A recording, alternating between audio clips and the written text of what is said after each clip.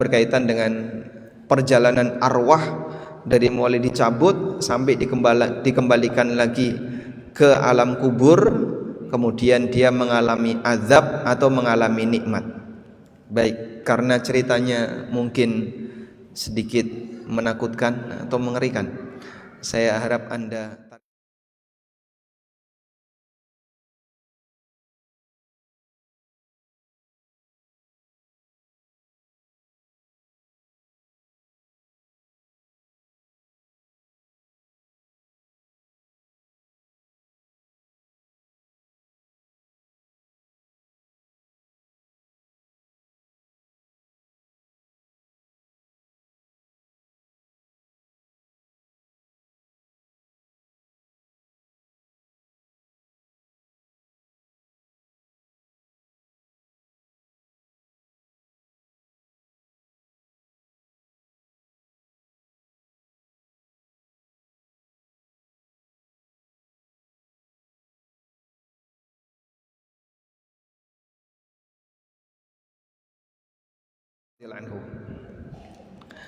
Al-Barra bin Azib radhiyallahu anhu menceritakan, kharajna ma'a Rasulillah sallallahu alaihi wasallam fi jinazati rajulin minal ansar.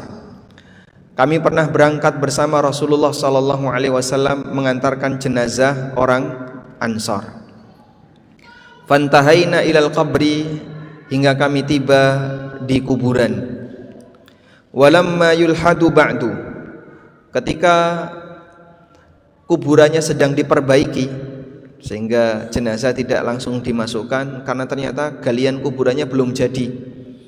Walamma yulhadu ba'du, ketika kuburannya sedang diperbaiki, fajalasa Rasulullah sallallahu alaihi wasallam wa jalasna haulahu. Rasulullah sallallahu alaihi wasallam duduk dan kami pun duduk di sekitar beliau. Faka'annama ala ru'usina at-tayr, seolah-olah di kepala kami ada burungnya, saking khusyuknya para sahabat yang duduk di sekitar Nabi sallallahu alaihi wasallam. Wa biyadihi audun yang kutubihi fil ardi farafa'a ra'sahu. Nabi sallallahu alaihi wasallam membawa ranting, lalu beliau tancapkan di tanah, kemudian beliau melihat ke arah langit. Faqala, kemudian Nabi sallallahu alaihi wasallam bersabda, ta'awwadhu billahi min adzabil qabri, mintalah perlindungan kepada Allah dari azab kubur. Beliau ulangi sebanyak 3 kali. Setelah itu beliau mulai bercerita perjalanan arwah yang semua itu pasti akan kita alami. Bagaimana perjalanan roh kita ketika dicabut oleh malaikat, kemudian nanti dikembalikan lagi ke alam kubur, lalu ditemui oleh malaikat Munkar Nakir, kemudian kita ditanya, kita diazab atau diberi nikmat. Sekarang kita bacakan. Dimulai dari hamba mukmin yang baik. Innal 'abdal mu'mina idza kana fi inqita'in minad dunya wa iqbalin minal akhirah. Seorang hamba yang mukmin apabila sudah mau mendekati kematiannya, nazala ilaihi malaikatun minas sama', maka akan turun para malaikat dari langit. Bidul wujuh, wajahnya putih. Ka'anna wujuhahumus syamsu, wajahnya seperti matahari. Ma'ahum kafanun min akfanil jannah, mereka membawa kafan dari surga. Wa hanutun min hanutil jannah, membawa minyak wangi dari surga. Hatta yajlisu minhu maddal basar, kemudian para malaikat yang putih-putih ini duduk di sekitar mayit sejauh mata memandang. Berarti berapa jumlahnya? Banyak. Namun tidak ada yang tahu kecuali Allah Subhanahu wa ta'ala dan para malaikat. Apakah mayit ini bisa tahu, Pak? Sebagian ulama mengatakan ada kemungkinan mayit ini yang mau dicabut nyawanya dia tahu. Makanya kadang pandangannya nanar, pandangannya enggak fokus, sehingga sebelah kanan kirinya ada orang tapi dia enggak fokus. Pandangannya seperti memandang sesuatu yang gaib. Lalu setelah itu yaji'u malakul maut alaihi salam, kemudian datanglah malakul maut. Siapa malakul maut? Malakul maut itulah nama yang benar. Sedangkan nama Israel itu tidak disebutkan dalam dalil, tapi itu disebutkan dalam berita Israiliyat. Disebutkan dalam berita Israiliyat yang berasal dari Bani Israel. Lalu malakul maut ini duduk di dekat kepalanya, bersiap untuk mencabut nyawa orang ini. Fayaqulu, bagaimana cara malakul maut mencabut nyawa orang ini? Ayyatuhan nafsut thayyibah, dipanggil, wahai jiwa yang baik. Ukhruji ila maghfirati minallahi wa ridwan. Mari kita keluar menuju ampunan dan ridha Allah. Dipanggil, diajak menuju ampunan dan ridha Allah. Fatakhruju fatasilu kama tasilul qatratu fi fiyis saqa. Bayangkan itu nyawa Anda dipanggil oleh malakul maut dengan panggilan ya ayyatuhan nafsut thayyibah, wahai jiwa yang baik, mari kita keluar untuk menuju ampunan Allah. Maka keluarlah nyawa tadi seperti air yang keluar dari mulut ceret. Ada yang nyangkut enggak? Ya. Kalau air keluar dari mulut ceret, ini seperti botol, ini seperti mulut ceret ya. Airnya keluar, nyangkut. Duh, kok nggak bisa keluar? Nyangkut. Ada yang seperti itu enggak? Tidak. Ini gambaran betapa mudahnya air yang keluar dari mulut ceret. Nabi SAW menggambarkan seperti itulah mudahnya arwah mukmin ketika dia dicabut oleh malakul maut. Arwahnya keluar seperti air keluar dari mulut botol, nggak ada yang nyangkut. Fayakhudhuha, kemudian langsung diambil oleh malakul maut. Fa idza akhadhaha lam yada'uha fi yadihi tarfata 'ainin, ketika sudah diambil oleh malakul maut langsung direbut oleh para malaikat yang berada di sekitarnya tadi. Kemudian dikasih kafan dan dikasih minyak wangi yang tadi mereka sudah bawa. Wa yakhruju minhu ka'adyabi nafhati miskin wujidat ala wajhil ardi. Ketika arwah ini keluar dari jasadnya, mengeluarkan aroma minyak wangi yang paling wangi yang ada di muka bumi. Sehingga saat arwahnya ini keluar, mengeluarkan aroma bau semerbak wangi, tapi Pak, kita nggak menciumnya. Itu gaib. Siapa yang menciumnya? Para malaikat. Fayas'uduna biha. Kemudian para malaikat tadi membawa arwah ini naik menuju langit. Fala yamurruna ala mala'in minal malaikati illa qalu. Setiap kali melewati para malaikat ketika dibawa naik ke atas, di langit ada siapa? Para malaikat. Ketika setiap melewati langit ketemu dengan para malaikat, maka para malaikat itu bertanya, ma hadzal ruh at-thayyib? Ini roh siapa? Kok wangi sekali? Fayaquluna fulan ibn fulan. Maka dijawab, dia adalah si A bin si B. Dia adalah si fulan bin fulan. Bi ahsani asma'ihi allati kana yusamma biha fid dunya. Disebutkan dengan nama terbaik yang pernah dia gunakan ketika di dunia. Hatta yantahu biha ila sama'id dunya, sampai kemudian tiba di langit dunia. Fayastaftihuna lahu fayuftahu lahu. Minta dibukakan, kemudian dibukakan. Akhirnya dia naik menuju langit berikutnya. Ada berapa lapis langit? 7. Hingga kemudian tiba di langit ilas sama isabi'ah, di langit yang ke-7. Setiap kali berpindah dari satu langit ke lapisan langit berikutnya, diikuti oleh para malaikat yang menjadi penghuni langit itu menuju langit berikutnya, diikuti lagi menuju langit berikutnya. Masya Allah, dia menjadi hamba yang terkenal di kalangan penduduk langit. Disebabkan dia adalah orang soleh yang kalimat lafaz dzikirnya sudah naik sebelum dia mati. Ibadahnya sudah naik sebelum nyawanya naik ke atas. Karena setiap amal soleh yang kita lakukan, baik berupa ibadah salat, ibadah sedekah, puasa, dzikir dan seterusnya, itu naik menuju Allah. Ilaihi yas'adul kalimut thayyibu wal amalu salihu yarfa'u. Hanya kepada Allah akan naik kalimat-kalimat thayyibah dan amal saleh akan diangkat oleh Allah. Maka saat Anda melakukan amal saleh itu naik. Sehingga Nabi SAW menyebutkan orang yang salatnya tidak diterima, kata beliau, salatnya tidak bisa naik melebihi dari telinganya. Karena salatnya tidak diterima. Sebab amal soleh itu kalau diterima, amalnya naik. Maka orang yang rajin beramal soleh, ada banyak sekali amal dia yang naik. Dan itu dikenali oleh para malaikat. Maka jadilah hamba Allah yang tidak dikenal di bumi, tapi dikenal oleh penduduk langit. Anda lebih milih mana?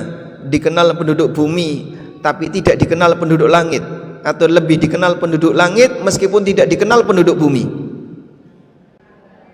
Kita ingin dikenal oleh penduduk langit. Sebab penduduk langit ini yang nanti akan mengantarkan arwah kita menuju Allah Subhanahu wa taala. Sampai ketika di langit yang ketujuh, fayaqulullahu azza wa jalla, Allah taala berfirman, "Uktubu kitab 'abdi fi illiyin." Taruh catatan amal hambaku di illiyin.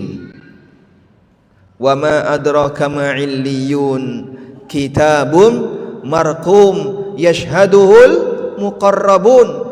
Kitabun marqum, isinya adalah kitab yang tercatat, disaksikan oleh al-muqarrabun, yaitu para malaikat yang dekat. Allah taruh buku catatan amal manusia yang saleh di illiyin. Wa uiduhu ilal ardi fi jasadih. Sekarang kembalikan arwahnya ke bumi, ke jasadnya. Fayatihi malakan. Kemudian arwah itu dikembalikan ke jasadnya. Kok bisa Pak? Itu kan di kuburan, nanti gak muat no Pak. Apa yang Anda lihat itu kuburan, bukan alam kubur. Dan para ulama mengatakan bahwa nikmat kubur dan azab kubur itu dirasakan jasad dan ruh, walaupun tidak kelihatan oleh manusia yang lain. Fayatihi malakan, lalu dia datangi oleh dua malaikat. Pada posisi dia sendirian. Bagaimana situasinya? Coba Anda bayangin ya. Kuburan itu luas atau sempit? Sempit. Berapa sempitnya? Hah? Sesempit apa? Sesempit apa? Hanya cukup untuk tidur. Hanya cukup untuk tidur. Setelah mayat ditaruh di kuburan, dia dibuat miring, ditutup, ngolet aja mungkin gak bisa. Andaikan dia hidup gitu ya, ada orang di kubur hidup-hidup, itu ngolet saja mungkin dia nggak bisa. Hanya cukup untuk tidur, karena dia diuruk dengan tanah, diinjek-injek, padat. Setelah itu datang dua malaikat, digambarkan oleh Nabi SAW. Kata beliau dalam hadis dari Anas bin Malik radhiyallahu anhu, Rasulullah sallallahu alaihi wasallam bersabda, "Innal 'abda idza wudi'a fi qabrihi wa tawalla anhu ashabuhu." Ketika seorang hamba sudah ditaruh di kuburan, lalu ditinggal pergi oleh orang-orang yang mengantarkannya, innahu la yasma'u qar'ani ahlihim. Dia mendengarkan suara sandal orang-orang yang mengantarkannya. Kenapa mendengarkan? Allah buat dia bisa mendengar, sehingga dia berada di bawah tanah, sementara orang-orang yang mengantarkannya tadi ketika pulang, Allah buat dia bisa mendengar sandalnya, agar semakin merasa kesepian. Coba ya, Anda mau pergi jauh, lalu pamitan sama anak yang masih kecil, usia 4 tahun atau usia 3 tahun, yang masih pengen dekat dengan ibunya misalnya, atau pengen dekat dengan bapaknya. Lebih baik pamitan atau ditilep? Hah? Biasanya kan anak ini dibawa lari kemana, dibawa main kemana, bapaknya tiba-tiba, ibunya tiba-tiba pergi. Karena nanti kalau pamitan, nangisnya anak ini lebih parah daripada dia nggak dipamiti. Allah membuat para penghuni kubur pada saat dia sudah dimakamkan, lalu ditinggal oleh orang yang mengantarkannya, didatangi malaikat, gak ada temannya. Orang yang mengantarkan ini pergi dan dia mendengarkan suara sandal. Sekarang saya sendirian dalam kegelapan kuburan. geraknya terbatas, bukan cuma gerak terbatas, gak bisa gerak dalam kegelapnya kuburan. Lalu didatangi oleh dua malaikat. Faqala ya'tihi malakan, kemudian datang dua malaikat. Fayuqidanihi, lalu malaikat itu menyuruh mayat ini untuk duduk. Fayujlisanihi, malaikat ini kemudian mayat ini dibuat duduk. Fayaqulan, lalu mulailah terjadi pertanyaan malaikat. Man rabbuka, siapa Rabbmu? Fayaqulu Rabbi Allah. Mukmin yang baik bisa menjawab, Rabbku adalah Allah. Fayaqulani, kemudian ditanya lagi, ma dinuka, apa agamamu? Fayaqulu dini Islam, agamaku adalah Islam. Fayaqulani, malaikat bertanya lagi, ma hadzal rajulul ladzi bu'itsa fikum, siapakah orang yang diutus untuk menyampaikan risalah kepada kalian? Fayaqulu, dia pun menjawab, huwa Rasulullah, beliau adalah Rasulullah. Fayaqulu mayudrika, apa yang kau pelajari? Fayaqulu, yang aku pelajari, qara'tu kitaballah wa amantu bihi wa saddaqtuhu, aku membaca Al-Quran, aku mengimaninya dan aku membenarkan isinya. Ini 4 pertanyaan yang nanti akan ditanya oleh malaikat ketika di alam kubur. Bisa diulang? Siapa Rabbmu? Apa agamamu? Siapa manusia yang diutus kepadamu? Dan apa yang kau pelajari? Sehingga sing ora tau maca Quran arep jawab apa? Sementara jawaban yang diterima cuma satu. Wa ma yudrik, apa yang kau pelajari? Aku membaca WA ya Allah. Enggak diterima. Semua kita baca kecuali Quran. Tulisan apapun, ketemu tulisan apa dibaca, ketemu tulisan apa lagi dibaca, sampai tulisan yang gurine truk dibaca, WA dibaca, semua berita dibaca kecuali apa? Quran. Sehingga banyak manusia yang dia rajin membaca tapi malas membaca Al-Quran. Apa yang bisa kita jawab kalau kemudian kita ditanya oleh malaikat di alam kubur, wa ma yudrik, apa yang kau pelajari? Orang mukmin yang dia mempelajari Al-Quran, maka dia akan membaca, qara'tu kitaballah wa amantu bihi wa saddaqtuhu, aku membaca kitabullah, aku mengimaninya dan aku membenarkan isinya. Jangan lupakan untuk membaca kitabullah dan mempelajari isi kandungannya. Karena jawabannya benar, fayunadi munadin minas sama, maka ada panggilan dari langit yang itu hanya didengar oleh orang ini. An sadaqa abdi, hambaku benar, fa'afrishuhu minal jannah, bentangkan pintu menuju surga. Faftahu lahu baban ilal jannah, bukakan pintu surga untuknya. Maka tiba-tiba ada jalan yang kayak di film-film kartun ya, tiba-tiba ada lorong waktu nembus sampai di surga. Lalu pintu surga dibuka. Fayatihi min rauhiha wa tibiha. Lalu orang ini mendapatkan aroma surga dan angin surga. Masya Allah. Padahal dia belum masuk surga. Dia masih berada di mana? Di alam barzah. Tapi sudah mendapatkan apa? Aroma surga. Kita saja ya, misalnya berada di depan ruangan yang ber-AC, pintunya kebuka, kena apa? Dinginnya AC, itu rasanya wis nyes. Ini apalagi kalau saya sudah masuk dari tempat parkir di mall misalnya, kemudian pintunya belum kebuka, begitu pintunya kebuka, nyes, dinginnya mall, terus kita pengen masuk. Itu mall ya.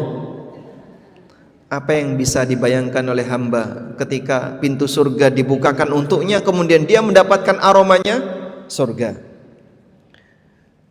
Qala wa ya'tihi rajulun hasanul wajhi hasanul thiyab tiburrih.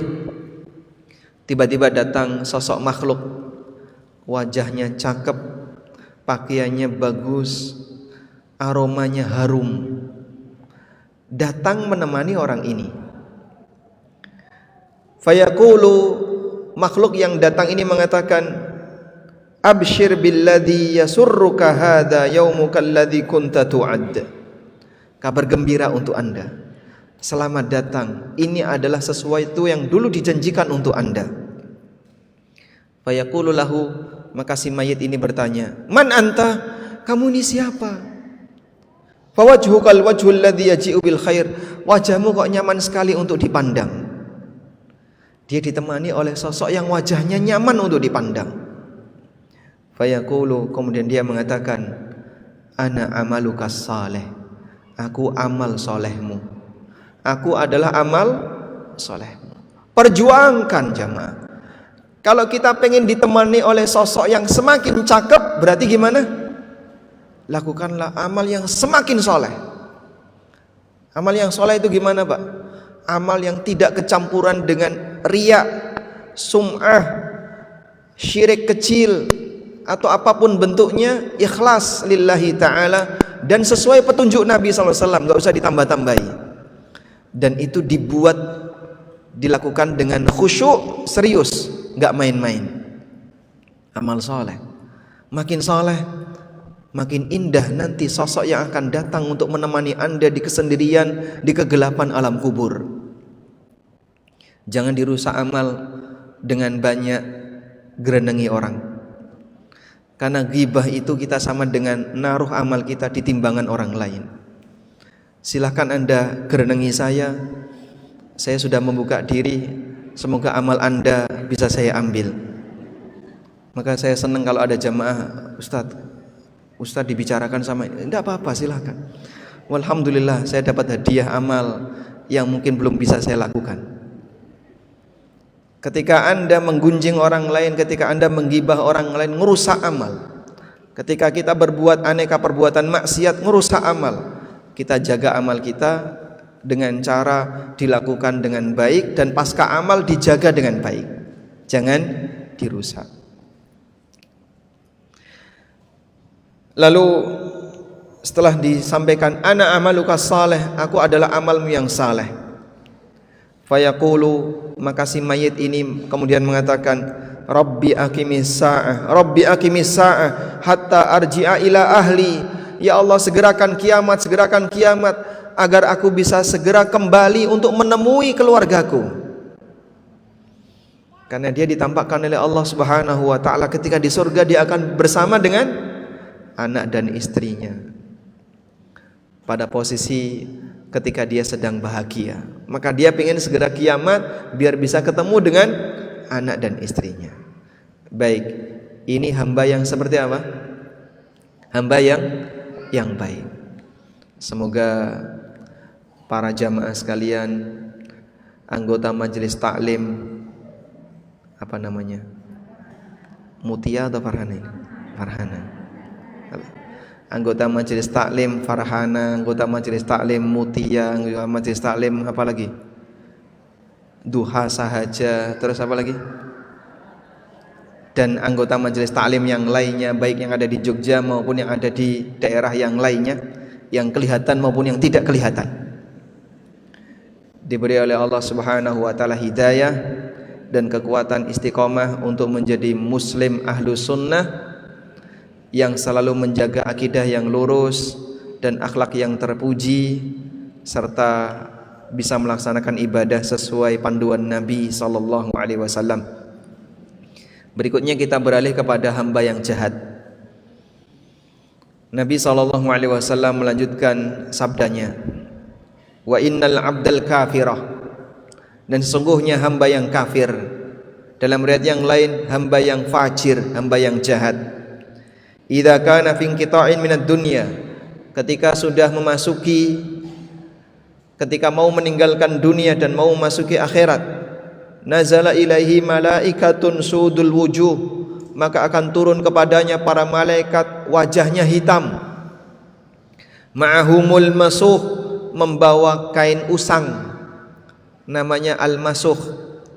Fayajlisuna minhu maddal basar, lalu duduk di sekitar calon mayit ini sejauh mata memandang, wajahnya semuanya wajah hitam muram.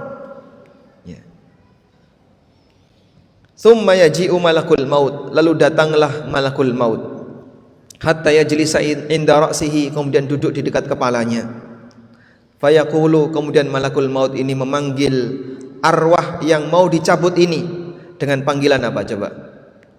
Karena ini orangnya jahat, maka dipanggil ayyatuhan nafsul khabithah, wahai jiwa yang jahat, wahai jiwa yang jelek. Ayyatuhan nafsul khabithah, wahai jiwa yang jelek, ukhruji ila sakhatim minallahi wa ghadab, mari kita keluar untuk menuju murka Allah. Ayo keluar untuk menuju murka Allah. Diajak keluar untuk mendapatkan hukuman dari Allah. Karena takut, maka arwah ini tafarraqa fi jasadihi, arwah ini mencengkram jasadnya, tidak mau untuk keluar. Sehingga yang tadi hamba mukmin ketika keluar arwahnya seperti apa? Seperti air yang keluar dari mulut botol. Maka ini arwahnya nggak mau keluar, mencengkram seluruh jasadnya. Apa yang dilakukan oleh malakul maut? Karena sudah saatnya mati. Fayantazi'uha kama yuntazi'us sufud minas sufil mablul. Maka dicabut paksa oleh malakul maut seperti as-sufud, pancing yang jumlahnya banyak. Tahu pancing? Ya. Yang ditaruh di kain berserabut, kain wol. Ada kain wol berserabut, punya banyak bulu, basah kena air, kemudian ada banyak pancing seperti ini, ditarik. Kira-kira apa yang terjadi? Apa suara yang bisa Anda ungkapkan? Geradak gitu ya. Ditarik seperti itu, ya mungkin ada banyak urat-urat darah yang pecah, ada banyak pembuluh darah yang rusak saat nyawa itu ditarik. Karena gambarannya Nabi SAW seperti pancing-pancing yang ditaruh di kain wol yang penuh dengan bulu dan dalam kondisi basah, ditarik dengan kuat. Fayakhudhuha, kemudian arwah tadi diambil oleh malakul maut. Fa idza akhadhaha lam yad'uha fi yadihi tarfata 'ainin hatta yaj'aluha fi tilkal masuh. Ketika sudah diambil oleh malakul maut, langsung direbut oleh para malaikat yang berada di sekitarnya. Kemudian dikasih kain usang tadi, al-masuh, dan keluarlah aroma yang paling bau. Kata Nabi sallallahu alaihi wasallam, "Wa yakhruju minha ka'antani jifatin wujidat ala wajhil ardi." Keluar aroma yang paling busuk, melebihi busuknya aroma bangkai yang paling tidak sedap yang ada di muka bumi. Hewan apa yang kalau jadi bangkai aromanya sangat busuk? Babi.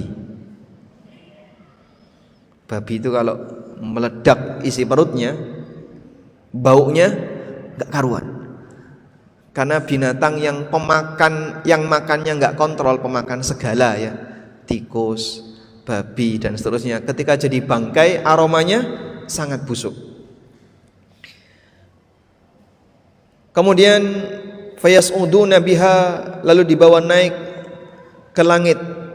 Fala yamurruna biha ala mala'in minal malaikah illa qalu. Setiap kali ketemu malaikat, setiap kali arwah ini diangkat naik ke langit kemudian ketemu para malaikat, maka malaikat itu bertanya, ma hadhir rih, ma hadhir ruh al-khabithah. Ini arwah jelek dari mana? Ini siapa ini kok arwahnya bau sekali, arwahnya busuk sekali. Masya Allah. Fayaquluna, maka dijawab, Fulan bin Fulan. Namanya Fulan bin Fulan. Bi aqbahi asma'ihi allati kana yusamma biha fid dunya. Dengan nama yang paling jelek yang pernah digunakan ketika di dunia. Dulu waktu di dunia dia pernah dipanggil celeng misalnya. Maka dijawab dengan, oh ini celeng, oh celeng sing dikek kae to. Karena pernah dipanggil celeng misalnya ya.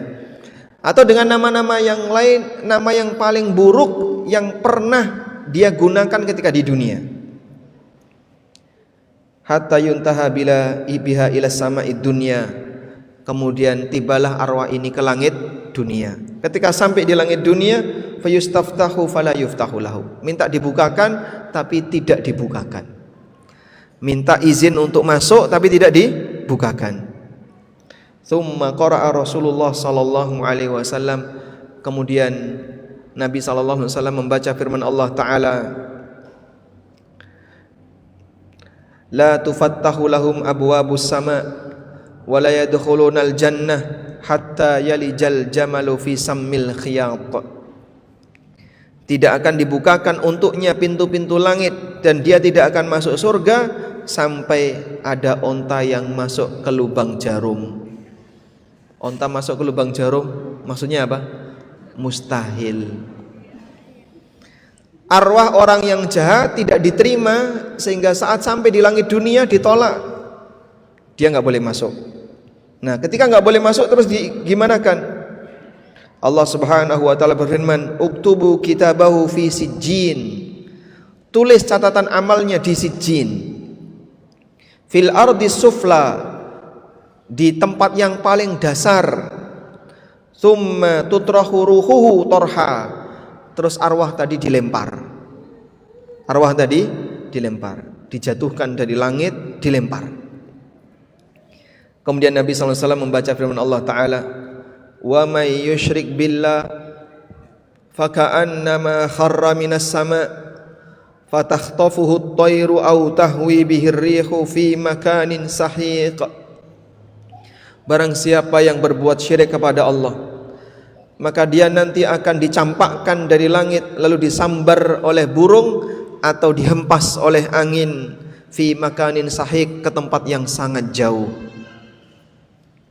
Fatu'adu ruhuhu fi jasadihi wa ya'tihi malakan. Lalu arwahnya dikembalikan kepada jasadnya, kemudian didatangi oleh dua malaikat. Lalu malaikat ini bertanya, "Man rabbuka?" Siapa Rabbmu? Fayaqulani. Coba ketika ditanya siapa Rabbmu, apa jawabnya? Apa jawabnya? Baik, fokus dulu ya. Jangan ngobrol dulu.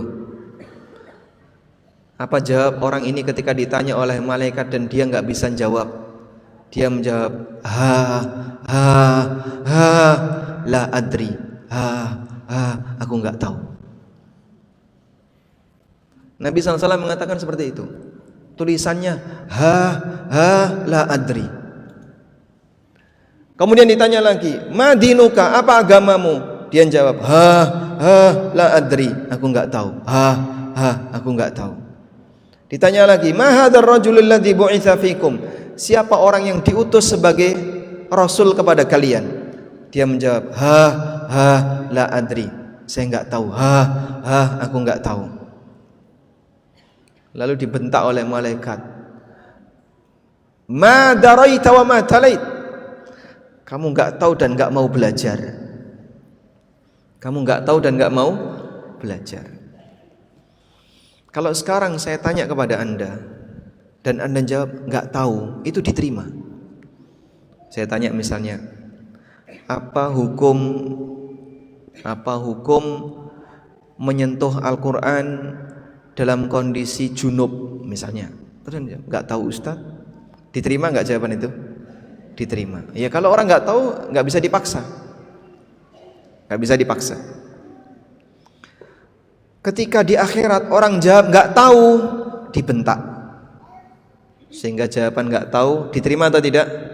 Tidak diterima. Jawaban la adri, saya nggak tahu, tidak diterima. Ini dalil bahwasanya setiap muslim dan muslimah wajib belajar.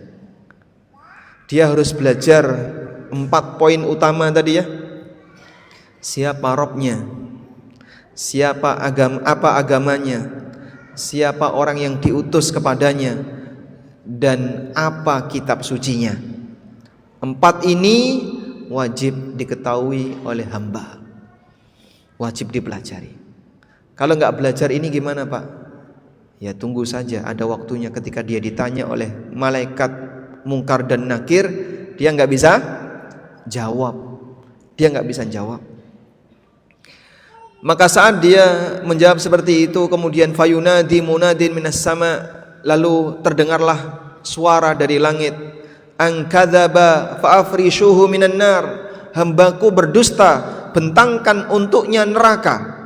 Maka dibentangkan jalan menuju neraka, satu lorong tembus sampai neraka.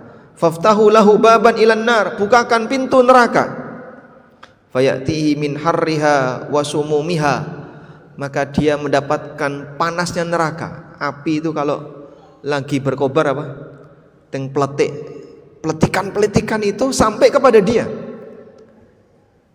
Dan racunnya neraka, hempasan neraka sampai kepadanya.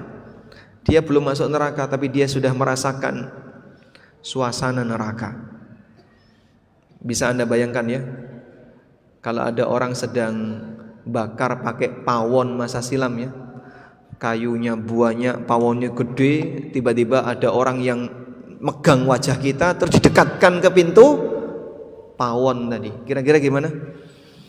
Kita akan berusaha untuk berontak karena panas ya.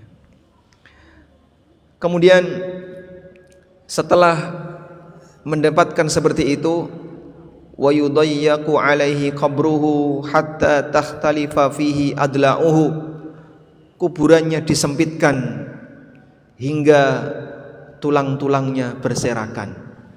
Sekarang tulang rusuk kita itu berada di samping kanan dan kiri dalam posisi normal. Besok ketika di alam kubur, jika kita adalah orang jahat, kuburan kita akan disempitkan lalu tulang-tulangnya berserakan. Terus gimana itu Pak? Mungkin tangan kanan pindah ke kiri, mungkin rusuk kanan pindah ke kiri, rusuk kiri pindah ke kanan, campur jadi satu. Kuburannya disempitkan oleh Allah Ta'ala. Mati enggak Pak? Oh dia sudah mati kok. Nah terus gimana itu?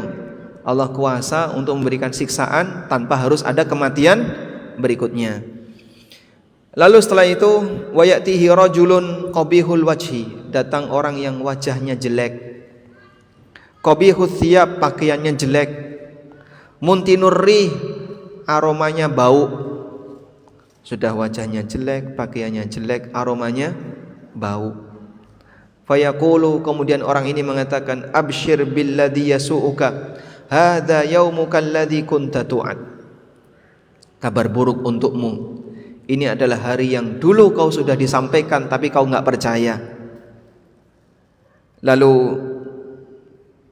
dia tanya, kamu ini siapa? Wajahmu jelek banget.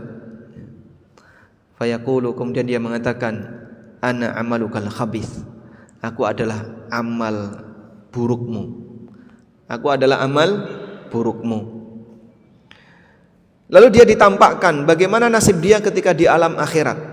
Dia disiksa oleh Allah di alam akhirat. Dia ditampakkan seperti itu. Fayaqulu, ketika dia melihat itu, maka dia mengatakan, Rabbi la taqumis sa'ah, ya Allah jangan hadirkan kiamat. Jangan hadirkan kiamat. Dia semakin takut ketika melihat bagaimana siksaan yang akan dia dapatkan di mana? Di yaumil kiamat. Baik. Dan disebutkan dalam hadis yang lain, Rasulullah sallallahu alaihi wasallam mengatakan, pada saat dia dalam kondisi seperti itu, dia diazab oleh Allah hatta yab'athuhu Allahu min madja'ihi dzalika, sampai Allah bangunkan dia dari alam kuburnya. Fala yazalu fiha mu'adzaban, dan terus dia disiksa sampai kiamat. Waliyadzubillah. Sayangi diri kita, jangan sampai kita mengalami seperti yang disebutkan oleh Nabi sallallahu alaihi wasallam, di mana orang ini gagal ketika di dunia tidak mau menjadi orang yang baik, maka dia diazab oleh Allah Subhanahu wa taala dengan azab yang sangat menakutkan. Baik. Selanjutnya, dalam beberapa perjalanan arwah tadi ya, fase ini pasti akan dialami oleh semua manusia. Bagaimanapun cara dia mati, mau mati diranjang karena sakit, mau mati mendadak, mau mati ketabrak, mau mati dicokot ulo, mau mati dintup kalajengking, atau mati apapun, pasti akan mengalami proses seperti ini. Kalau ada orang mati meledak gimana Pak? Ya sama, dia akan mengalami proses seperti ini. Meskipun kita tidak bisa melihat bagaimana kejadian yang sejatinya, tapi proses ini tidak bisa dihindari. Ya? Lalu di alam kubur, bagi mereka yang diazab oleh Allah Subhanahu wa taala, ada beberapa bentuk azab yang pernah diperlihatkan oleh Allah kepada Nabi sallallahu alaihi wasallam. Sekarang kita dengarkan hadis berikutnya. Ya. Kita dengarkan hadis berikutnya, bagaimana bentuk-bentuk azab di alam kubur. Nabi sallallahu alaihi wasallam bersabda dalam hadis dari Samurah bin Jundub radhiyallahu anhu, Rasulullah sallallahu alaihi wasallam pernah menceritakan mimpinya, dan mimpi Nabi itu wahyu. Dalam mimpi itu Nabi sallallahu alaihi wasallam diperlihatkan oleh malaikat, diperlihatkan oleh Allah aneka kejadian-kejadian yang luar biasa. Di antaranya, wa inna ataina ala rajulin muttaji'in wa idza akharu qa'imun alaihi bi sakhratin wa idza huwa yahwi bis sakhrati li ra'sihi fayathlaghu ra'sahu fatadahdahu al-hajaru hahuna fayatba'ul hajara fayakhudhuhu. Aku melihat ada orang yang tidur terlentang, kemudian di dekat kepala orang ini ada orang lain yang berdiri membawa batu. Si A tidur terlentang, ada si B yang berdiri membawa batu.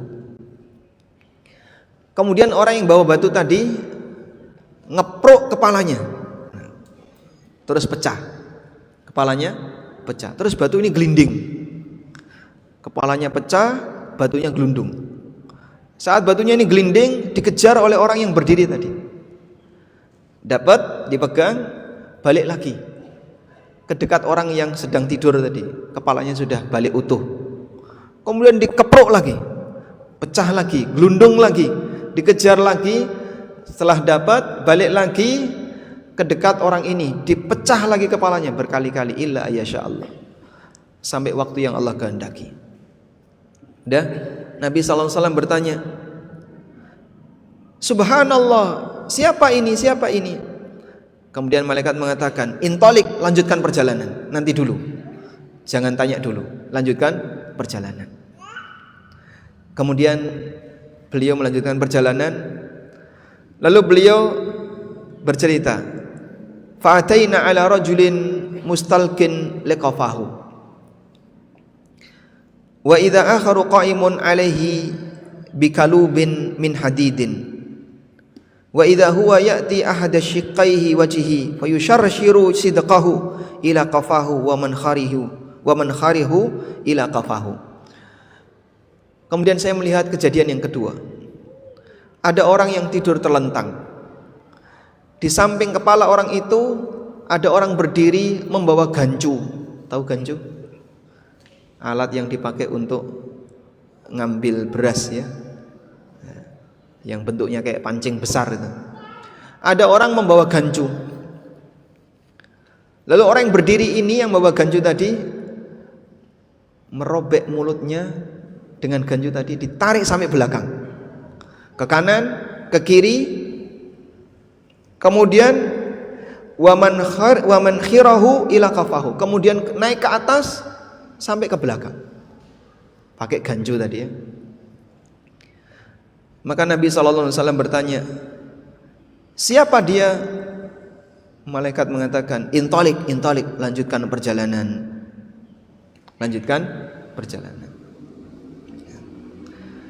Lalu Nabi SAW melihat, fa'ataina ala mithli tannur. Kami melihat ada seperti cerobong.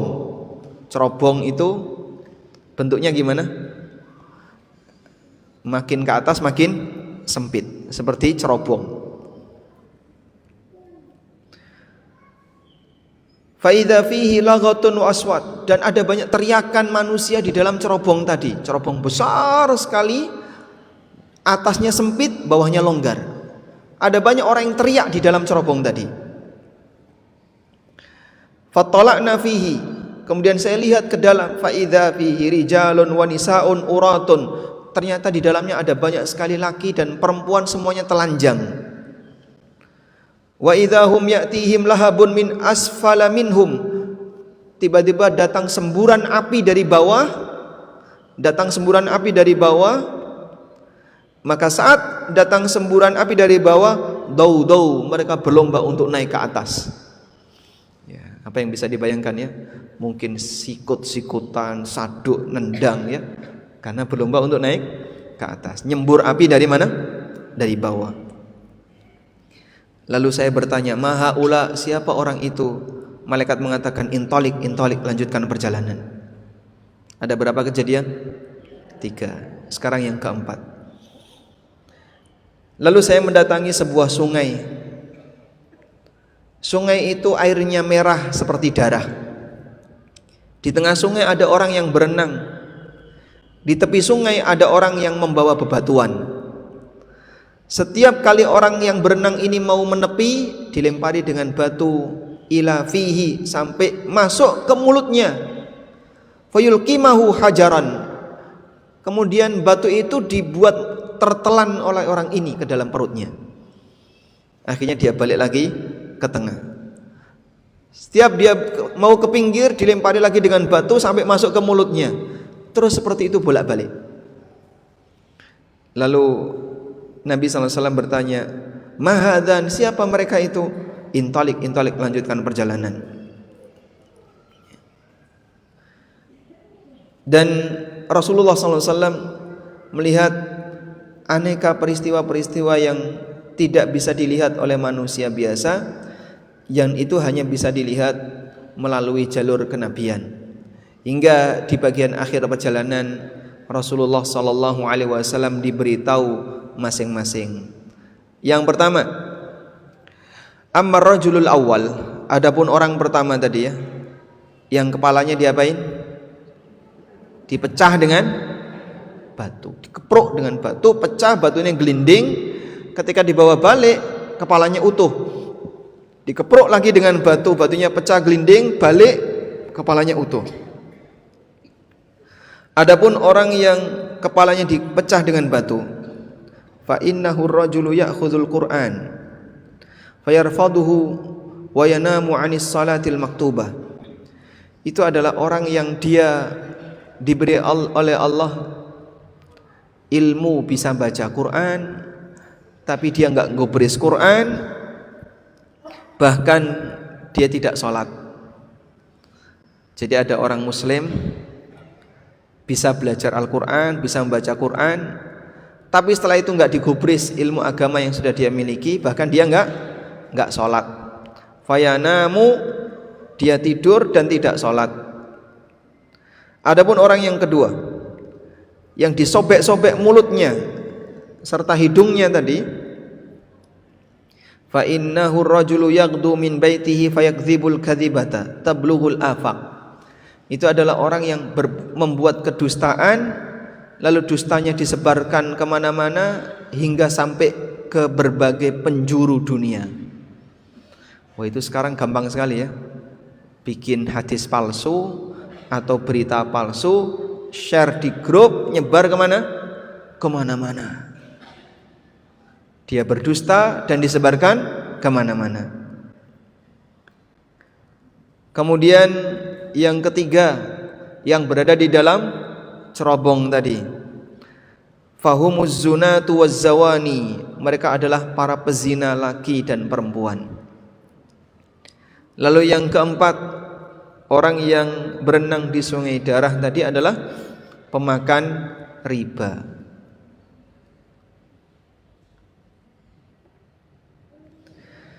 Ini beberapa orang yang disebutkan oleh Nabi SAW dalam perjalanan mimpi beliau, dan mimpi beliau adalah wahyu. Lalu beliau sebutkan siapa saja orang-orang yang mengalami itu, dan itu adalah azab kubur yang dialami oleh mereka yang tidak menjaga dirinya ketika di dunia. Waliyadzubillah, semoga Allah Subhanahu wa taala melindungi kita dari hal itu. Wassallallahu ala nabiyyina Muhammadin wa ala alihi wa sahbihi wasallam.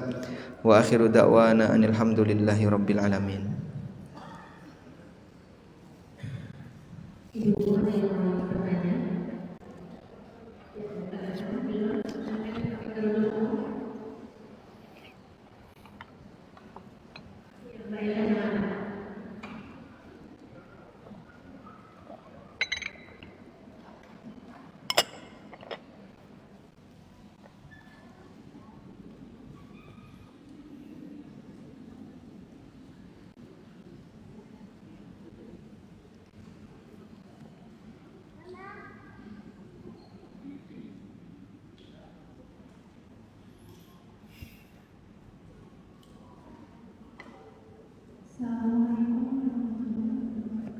Waalaikumsalam warahmatullahi wabarakatuh.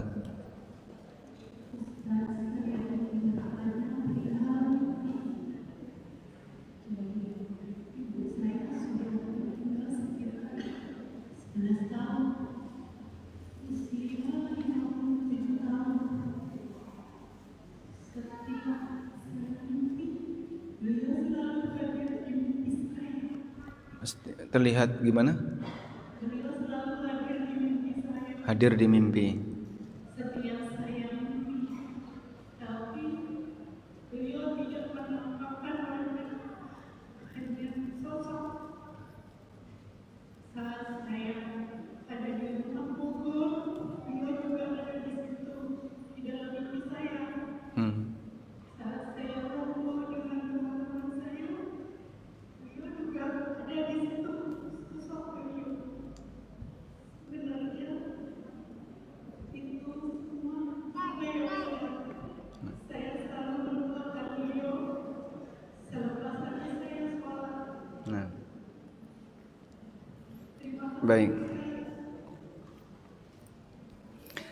Baik. Apakah mungkin orang yang hidup bisa ketemu orang yang mati dalam mimpi? Jawabannya mungkin. Dan kejadiannya diakui bahkan pernah terjadi di kalangan para sahabat. Dan Allah Subhanahu wa taala menyebutkan dalam Al-Qur'an, mengisyaratkan akan hal itu. Allahul ladzi yatawaffal anfusa hina mautiha wallati lam tamut fi manamiha fayumsikul lati qada 'alaiha al-mauta wa yursilul ukhra ila ajalin musamma. Allah lah zat yang mewafatkan jiwa ketika sudah waktunya mati, dan jiwa yang belum waktunya mati fi manamiha, ketika sedang tidur. Maka saat Anda tidur itu wafat sesaat. Saat Anda tidur itu kematian sesaat. Wa yumsikul lati qada 'alaihal maut. Lalu Allah tahan jiwa yang sudah Allah tetapkan untuk mati sehingga enggak balik lagi ke jasadnya.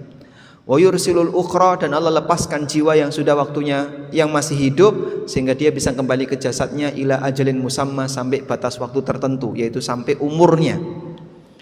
Kata Ibnu Abbas radhiyallahu anhu, beliau ketika menafsirkan ayat ini menjelaskan bahwa pada saat hamba itu tidur, arwahnya ditahan oleh Allah, lalu arwah ini bisa ketemu dengan arwah orang yang sudah meninggal.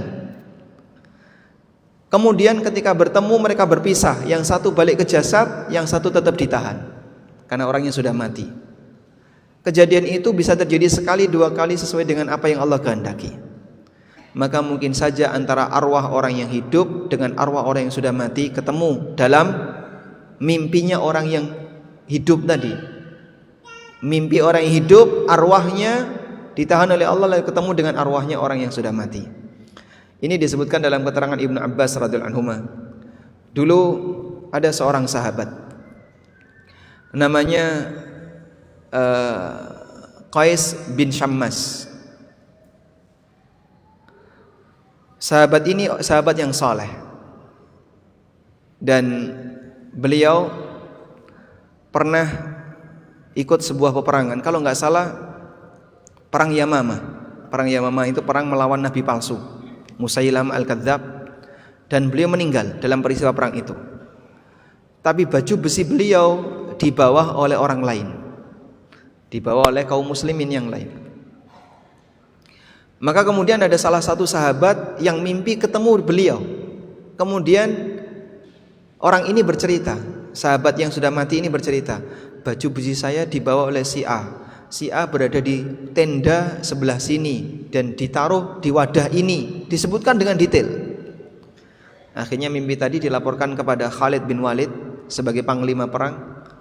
Lalu panglima perang Khalid bin Walid ini menyetujui, kita periksa tenda itu. Diperiksa tenda itu dan betul ada baju besi tadi. Nah, ini bukti nyata bahwasanya kejadian orang yang tidur arwahnya bisa ketemu dengan orang yang sudah mati. Dan ini disebutkan dalam hadis yang sahih, riwayat yang sahih. Anda bisa lihat ada salah satu tulisan saya tentang itu di konsultasisyariah.com, tentang pertemuan antara arwah orang yang hidup dalam mimpi dengan arwah orang yang sudah mati. Maka mungkin saja itu ibu, sebagaimana kita mungkin ketemu Rasulullah SAW dalam mimpi. Dalam posisi ketika kita ketemu seperti itu dalam mimpi, kita memang tidak bisa memaknai itu maknanya apa. Ya, pertemuan saja. Bisa jadi yang bersangkutan berdiskusi, bisa jadi diam saja. Namun sebagai anak, baik ketemu arwah orang tua maupun tidak ketemu, tugas anak apa? Tugas anak doakan orang tua. 1, 2, kalau Anda punya harta, sedekah atas nama orang tua. Yang ketiga, ya, menjalin silaturahmi dengan keluarga. Yang keempat, ya, yang keempat apa? Jaga amal soleh orang tua. Misalnya bapak dulu pernah wakaf ini, jaga, dirawat. Bapak dulu ngajari saya seperti ini, jaga. Ilmunya yang diajarkan oleh sang bapak, ketika diamalkan oleh anak, maka bapak dapat pahala enggak? Dapat. Itu hal-hal yang bisa dilakukan sebagai bentuk berbakti kepada orang tua pasca kematiannya. Jadi kalau Anda punya harta, sedekahlah atas nama orang tua, wakaf atas nama orang tua. Semoga Allah Subhanahu wa taala menerima wakaf itu dan nanti beliau mendapatkan kebaikan di akhirat. Wallahu a'lam. Ya. Satu lagi.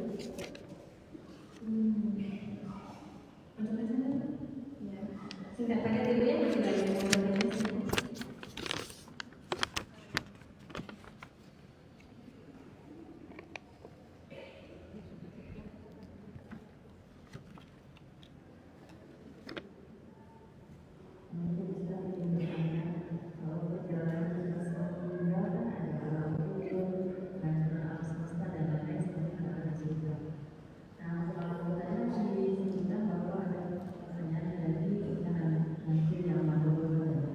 Ada apa?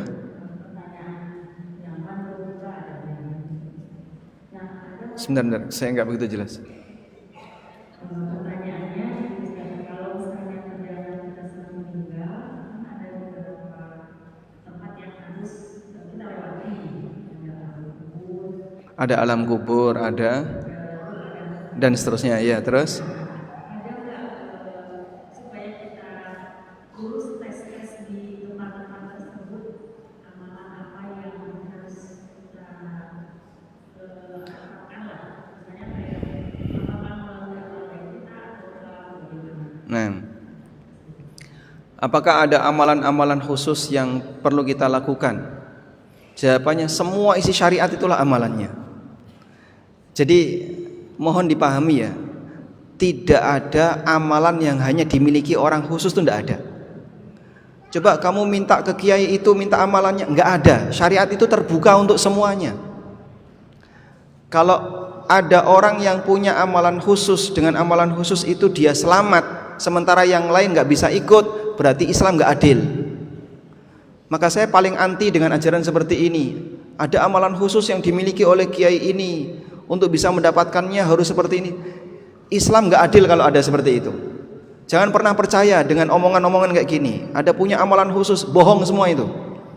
Yang betul semua ajaran Nabi SAW itulah amalan. Tidak ada ajaran Nabi SAW dan dikhususkan untuk orang tertentu, karena beliau adalah rahmatan lil alamin. Sehingga kalau ada amalan khusus, amalia ini yang bisa menyelamatkan dari azab kubur hanya dimiliki oleh orang tertentu, itu bohong itu. Karena nggak mungkin ada syariat yang hanya berlaku untuk orang khusus, itu tidak ada. Memang ada syariat yang khusus untuk Nabi SAW, seperti nikah boleh lebih dari 4, itu berkaitan dengan hukum ya. Tapi kalau ada amaliyah, dengan amaliyah ini orang pasti akan selamat dari azab neraka misalnya, dan itu hanya dimiliki oleh orang khusus, itu tidak mungkin. Dulu kecurigaan semacam itu terjadi pada Ali bin Abi Thalib. Sampai ada orang yang bertanya kepada beliau, apakah ada pesan khusus yang diberikan Nabi SAW kepada anda yang tidak dimiliki oleh yang lain? Ali bin Abi Thalib mengatakan, bohong. Saya pernah dikasih surat oleh Nabi SAW, kemudian dibukakan, isinya ya amaliyah seperti biasanya, jaga ini, jaga sholat, jaga ini, sebagaimana amaliyah biasanya. Karena tidak ada amaliyah khusus untuk orang tertentu. Maka kalau anda bertanya, apa amalan untuk bisa menyelamatkan dari azab kubur? Semua isi syariat. Kalau kita taat dan kita anti maksiat, insya Allah selamat dari azab kubur. Nah, beratnya di situ. Kalau ada orang punya pikiran berbuat banyak maksiat, yang penting baca doa ini pasti selamat. Nah, ini salah ini. Maksiat nggak apa-apa, tapi sebelum kamu tidur baca ini, pasti nanti seluruh maksiatmu hilang. Ini nggak benar ini. Karena ketika orang rajin berbuat maksiat, lalu dia baca amalan khusus, bisa jadi malah nggak diterima. Kenapa? Karena nekat berbuat maksiat tanpa ada rasa takut. Baik, artinya begini ya, berkaitan dengan masalah amaliyah, apa yang bisa menyelamatkan kita dari azab kubur? Takwa kepada Allah Subhanahu wa ta'ala. Dengan semua amalan yang bisa kita lakukan, maka belajar untuk menambah takwa agar kita lebih ngerti, lalu bisa kita amalkan setahap demi setahap. Gitu ya, bisa dipahami? Jangan pernah percaya kalau ada orang yang mengatakan saya punya amal khusus yang bisa menyelamatkan dari azab kubur. Itu bohong, karena tidak ada syariat khusus bagi orang tertentu. Syariat ini rahmatan lil alamin, rahmat bagi semuanya. Sepanjang anda belajar hadis-hadis Nabi SAW dan anda amalkan, dan itu cukup mudah untuk didapatkan, insya Allah mendapatkan keutamaannya. Baca Riyadhus Shalihin. Punya Riyadhus Shalihin enggak? Riyadhus Shalihin punya enggak? Ada yang belum punya, angkat tangan. Yang belum punya. Baik, catat namanya, nanti kita kasih boleh. Kalau nggak mau beli sendiri. Ya, kalau bisa beli Riyadhus Shalihin ya. Baca kitab Riyadhus Shalihin karya An-Nawawi, dan saya punya kajian rutin Riyadhus Shalihin setiap Kamis ba'da subuh. Bisa dilihat secara online di ANB Channel. Pelajari kitab Riyadhus Shalihin, berisi tentang adab, bagaimana mengatur hati, bagaimana berinteraksi dengan orang lain, dan seterusnya. Wallahu a'lam. Baik, ini ada satu pertanyaan. Assalamualaikum. Waalaikumsalam. Saya dapat edaran hadis yang menyatakan dalam waktu 40 hari arwah mayit berdatangan ke rumah melihat keluarganya. Ini bertentangan dengan Al-Quran dan tidak ada hadis seperti ini. Anda bisa buka surat Al-Mu'minun ayat 99. Coba buka surat Al-Mu'minun ayat 99. Allah Subhanahu wa taala berfirman di surat Al-Mu'minun ayat 100 atau ayat 99 dan ayat 100 ya. Itu bercerita tentang bagaimana kenyataan ketika seorang hamba itu sudah mati. Allah mengatakan hatta idza jaa ahadahumul mautu qala rabbirji'un. Sampai ketika datang kepadanya kematian, maka dia mengatakan, ya Allah, kembalikanlah aku ke muka bumi. Hatta idza la'alli a'malu salihan fima taraktu, agar aku bisa beramal saleh yang belum sempat aku kerjakan. Lalu apa yang Allah katakan? Kalla innaha kalimatun huwa qailuha wa mi waraihim barzakhun ila yaumi yub'atsun. Ucapan itu hanya keluar dari mulut mereka saja, padahal di belakang mereka ada barzakh ila yaumi yub'atsun, sampai hari kiamat. Sehingga enggak mungkin orang yang sudah mati bisa balik. Andaikan arwahnya orang mati itu balik, pasti dia akan melakukan amal soleh, pasti dia akan datang ke Palestina, bukan ke rumahnya. Ngapain ke rumahnya? Kamu saya kasih kesempatan balik lagi ke dunia, mungkin dia akan ke Palestina. Saya mau jihad ya Allah, kan nggak perlu paspor ya, karena sudah jadi arwah. Baik demikian yang bisa kita sampaikan. Semoga apa yang kita bahas ini bermanfaat. Mohon maaf saya tidak bisa sampai jam 10 karena jam 10 sudah ada kajian berikutnya ya. Demikian, wassallallahu ala nabiyyina Muhammadin wa ala alihi wa sahbihi wasallam. Allahumma anfa'na bima 'allamtana wa 'allimna ma yanfa'una warzuqna ilma.